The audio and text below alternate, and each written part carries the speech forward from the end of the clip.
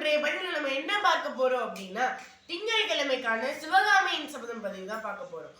போன பதிவிலே நம்ம பார்த்திருந்தோம், அந்த வீரன் மாவீரன் பரஞ்சோதிய எந்தவித தப்பும் செய்யாதவனும் அவனையும் ஆயனரையும் வச்சு புத்தத்துறவி காய் நகர்த்துறாரு அப்படின்னு சொல்லியும் நம்முடைய மகேந்திரவர்ம பல்லவர் நரசிம்ம பல்லவர் அதாவது மாமல்லர்கிட்ட சொல்லிட்டு இருக்கிறத நம்ம பார்த்தோம். மாமல்லர் பத்தி உங்களுக்கு தெரியும். மாமல்லர் மாமல்லபுரத்துல நிறைய சிற்பங்களை இன்ன வரைக்கும் ஒரு சுற்றுலா தலமாவே அது இருக்கு. அந்த கடற்கரை ஓரத்துல அவ்வளவு அழகான சிற்பங்கள், அவ்வளவு அழகான வேலைப்பாடுகள்லாம் நிறைந்தது மாமல்லபுரம் அப்படின்ற இடம். அந்த இடத்துக்கு போறதுக்கு இவருக்கு இன்னும் போகலையா அப்படின்னு நம்ம நிறைய பேர் யோசிச்சிருப்போம்ல. அப்ப அந்த ஆயனார் வீட்டுல இருந்து கால்வாய் வந்துச்சு. கால்வாயில அன்னப்பறவை கொண்ட ஒரு கப்பல் வந்துச்சு. அதுக்கு முன்னாடி ஒரு ஓடம் அப்படின்ற ஒரு சின்ன கப்பல் ஒண்ணு வந்துச்சு.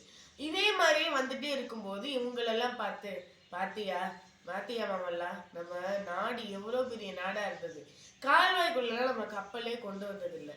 காரணம் ஓடம் மட்டும்தான் வரும். இப்ப என்னால கப்பலே அன்னப்பறவையில அமைச்சர்கள்லாம் வேற வராங்க, இதெல்லாம் எதுக்குன்னு உனக்கு தெரியுமா அப்படின்னு சொல்லி நரசிம்ம பல்லவர்கிட்ட கேட்கிறாரு.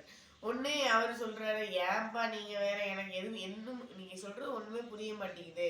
நீங்க ஒண்ணு தப்புங்கிறீங்க, இல்ல கரெக்டுங்கிறீங்க, நீங்க தப்புன்னு சொன்னதே சரிங்கிறீங்க, நான் என்னதான் நினைக்கிறது அப்படின்னு சொல்லி கேட்டவட்ட மகேந்திரவர்ம பல்லவர் சொல்றாரு, அதாவது இந்த அன்னப்பறவை கொண்ட கப்பலை கொண்டு வர்றதுக்கு காரணம், என் உயிர் போனாலும் பரவாயில்ல இந்த போர்ல, ஆனா என் நாட்டு மக்கள் உயிர் போயிடக்கூடாது, என் நாட்டு மக்கள் நல்லா இருக்கணும். மகேந்திரவர்ம பல்லவர் ஆட்சியில போர் வந்தது, ஆனா அவர் உயிருக்கு ஆபத்து வந்துச்சு ஒழிய எங்க போன்ற மக்கள் உயிருக்கு ஆபத்து வரல அப்படின்னு ஒரு நல்ல அரசனா எனக்கு நான் பேர் எடுக்கணும்.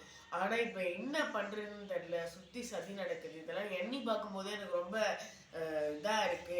நான் பல்லவ ராஜ்யத்துல இத்தனை நாள் போர் வராத இடம் இந்த பல்லவ ராஜ்யம், இப்ப மற்றவங்க சூழ்ச்சியோட இந்த போர் நடக்குது. நம்மளால வீரத்துல நம்மளோட போட்டியிட்டு வீரத்துல ஜெயிக்க முடியாது மற்றவங்களால, ஆனா விவேகத்துல அதுல எல்லாம் நம்ம விட்டு நம்ம மிஞ்ச ஆளுலாம் நமக்கு தெரியும். ஆனா நம்மளை போன்ற பல்லவ மன்னர்களுக்கு சதி செய்ய தெரியாது. சதி செஞ்சுதான் போர்ல வெற்றி பெறணும் அப்படின்னா அது வழியும் தெரியாது. இப்ப நான் என்னதான் பண்ண போறோம்னு தெரியல அப்படின்னு மகேந்திரவர்ம பல்லவர் அவர் மகன் கிட்ட சொல்லி அழுகிறாரு.